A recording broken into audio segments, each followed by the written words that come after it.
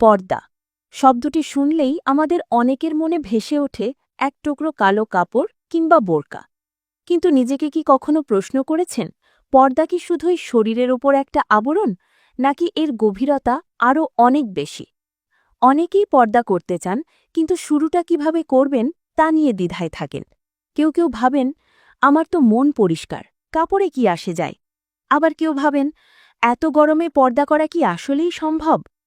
প্রিয় বোন এবং ভাই, আজ আমরা কোনো কঠিন ফতোয়া বা ভয়ের কথা বলতে আসিনি। আজ আমরা জানব কেন আল্লাহ আপনাকে পর্দার বিধান দিয়েছেন। এটা কি আপনাকে বন্দী করার জন্য, নাকি আপনাকে রানীর মর্যাদায় আসীন করার জন্য? এবং এই আধুনিক সময়ে কিভাবে আপনি খুব সহজে সঠিক নিয়মে পর্দা পালন করতে পারেন। ইনশাআল্লাহ, আজকের এই আলোচনা আপনার জীবনের মোড় ঘুরিয়ে দিতে পারে। শেষ পর্যন্ত আমাদের সাথেই থাকুন। আসসালামু আলাইকুম ওয়ারাহমাতুল্লাহি ওয়াবারাকাতুহু। শুরুতেই আল্লাহ সুবহানাহু ওয়া তাআলার শুকরিয়া আদায় করছি। প্রিয় দিনী ভাই ও বোনেরা, পর্দা ইসলামের অন্যতম গুরুত্বপূর্ণ একটি বিধান, যা সরাসরি আল্লাহ তাআলার পক্ষ থেকে ফরজ করা হয়েছে। পবিত্র কোরআনের সূরা আন-নূর এবং সূরা আল আহজাবে আল্লাহ পর্দার নির্দেশ দিয়েছেন। কিন্তু আমাদের বুঝতে হবে, পর্দা কেন ফরজ। দেখুন, দুনিয়াতে দামি জিনিসগুলো কিন্তু সবসময় ঢেকে রাখা হয়। মুক্তা থাকে ঝিনুকের ভেতরে, হিয়া থাকে মাটির গভীরে বা সিন্দুকে। আল্লাহ নারীকে সৃষ্টি করেছেন দামি এবং সম্মানিত হিসেবে। ইসলামে পর্দা কোনো শাস্তি নয়, পর্দা হল নিরাপত্তা বা সিকিউরিটি। আল্লাহ তাআলা সূরা আল আহজাবের ৫৯ নম্বর আয়াতে বলছেন, পর্দা করলে তোমাদেরকে সতীসাধ্যী নারী হিসেবে চেনা সহজ হবে এবং তোমাদেরকে উত্ত্যক্ত করা হবে না। অর্থাৎ পর্দা আপনার পরিচয়, এটা আপনার প্রতি সম্মান প্রদর্শনের একটি বর্ম। আজকের সমাজে আমরা নারীর নিরাপত্তা নিয়ে কত উদ্বেগ। ইসলাম ১৪০০ বছর আগেই নারীকে সেই নিরাপত্তা দিয়েছে পর্দার মাধ্যমে। পর্দা আপনাকে সমাজের লোলুপ দৃষ্টি থেকে রক্ষা করে, আপনার ব্যক্তিত্বকে বাহ্যিক সৌন্দর্যের চেয়েও ঊর্ধ্বে স্থান দেয়। এখন প্রশ্ন হল, সঠিক পর্দা বলতে আমরা কি বুঝি? শুধু মাথায় একটা ওড়না পেঁচিয়ে নিলেই কি পর্দা হয়ে গেল? না, ইসলামের দৃষ্টিতে পর্দার দুটি প্রধান দিক রয়েছে। ১. বাহ্যিক পর্দা, পোশাক ও শরীর ঢাকা। ২. অভ্যন্তরীণ পর্দা, লজ্জাশীলতা বা হায়া। রাসূলুল্লাহ সাল্লাল্লাহু আলাইহি ওয়াসাল্লাম বলেছেন, প্রতিটি দিনের একটি বিশেষ চরিত্র আছে, আর ইসলামের বিশেষ চরিত্র হল লজ্জা। ইবনে মাজা।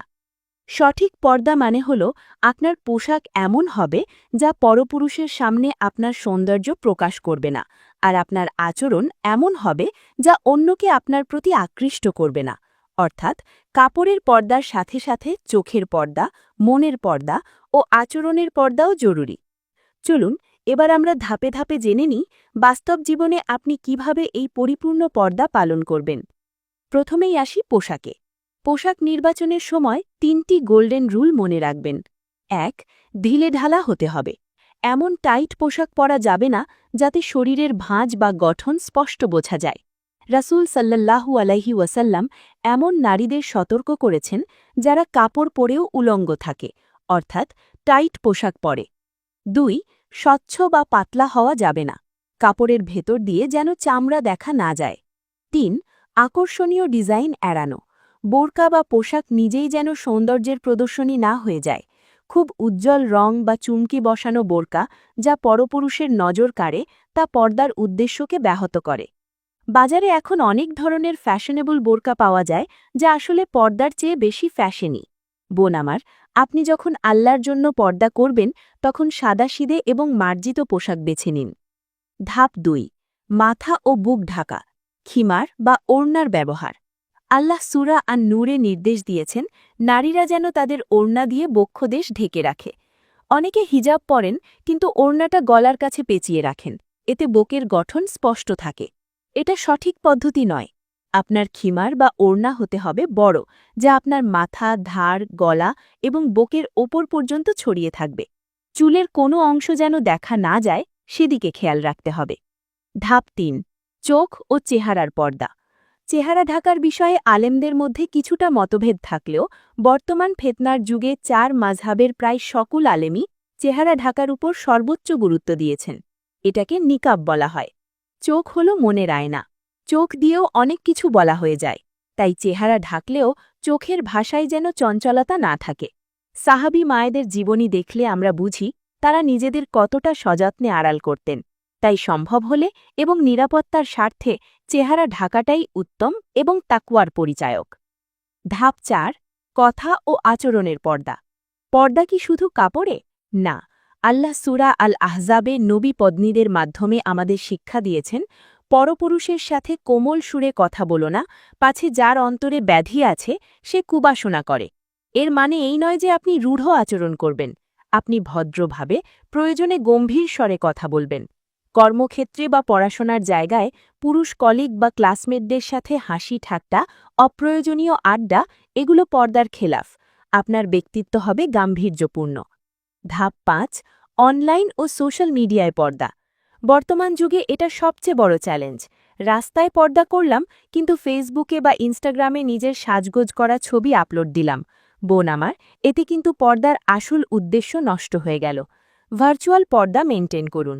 আপনার প্রোফাইল পিকচার, স্টোরি বা টিকটক ভিডিও এগুলো যেন আপনার সৌন্দর্য বিশ্বের হাজারো পুরুষের সামনে উন্মুক্ত না করে দেয়। মনে রাখবেন, ইন্টারনেটে কোনো কিছু একবার দিলে তার পুরোপুরি মুছে ফেলা যায় না। আল্লাহর ভয়কে অন্তরে রেখে সোশ্যাল মিডিয়া ব্যবহার করুন। ধাপ ৬, ধীরে ধীরে পর্দা শুরু করার কৌশল। অনেকে ভাবেন, আমি তো কাল থেকে একদম পারফেক্ট পর্দা করতে পারবো না, তাই শুরুই করছি না। এটা শয়তানের ধোঁকা। ইসলামে সব অথবা কিছুই না, এই নিয়ম নেই। আপনি আজ থেকেই চেষ্টা শুরু করুন। আজ হয়তো শুধু ওড়নাটা বড় করলেন, কাল টাইট জামাটা বাদ দিলেন, পরশু মেকআপ ছাড়া বাইরে বেরোলেন। এভাবে ধীরে ধীরে আগান। আল্লাহ আপনার চেষ্টা দেখেন, ফলাফল তিনি সহজ করে দেবেন। পর্দা করতে গিয়ে আমরা অজান্তেই কিছু ভুল করে ফেলি, যেমন পর্দাকেই ফ্যাশন বানানো, হিজাবের টিউটোরিয়াল দেখে মাথায় উটের কুজের মতো খোপা বাঁধা। রাসূল সাল্লাল্লাহু আলাইহি ওয়াসাল্লাম এ ব্যাপারে কঠোর হুঁশিয়ারি দিয়েছেন। ২, অহংকার করা। আমি পর্দা করি আর ও করে না, তাই আমি ওর চেয়ে ভালো। এই চিন্তা অন্তরে আনা যাবে না। হেদায়েত আল্লাহর হাতে। অন্যকে তুচ্ছ না করে তাকে ভালোবাসার সাথে বুঝান। ৩, সুগন্ধি মেখে বাইরে যাওয়া। নারীদের জন্য পরপুরুষের নাকে পৌঁছায় এমন সুগন্ধি ব্যবহার করে বাইরে যাওয়া নিষিদ্ধ। এটি আকর্ষণের কারণ হতে পারে। প্রিয় বোন, এই যে আপনি তীব্র গরমে কিংবা শীতে হিজাব বোরকা পরে কষ্ট করছেন, লোকে হয়তো আপনাকে ব্যাকডেটেড বা ক্ষেত বলছে, এগুলোর কি কোনো প্রতিদান নেই? অবশ্যই আছে। আল্লাহ দেখছেন আপনি কার জন্য এই ত্যাগ স্বীকার করছেন। এই দুনিয়ার সামান্য কষ্ট আপনার আখেরাতে অনন্ত শান্তির কারণ হবে। পর্দাশীল নারী দুনিয়াতেও রানীর মতো সম্মানিত, তাকে সবাই সমীহ করে। আর আখেরাতে আল্লাহ তাদের জন্য জান্নাতের দরজা খুলে দেবেন।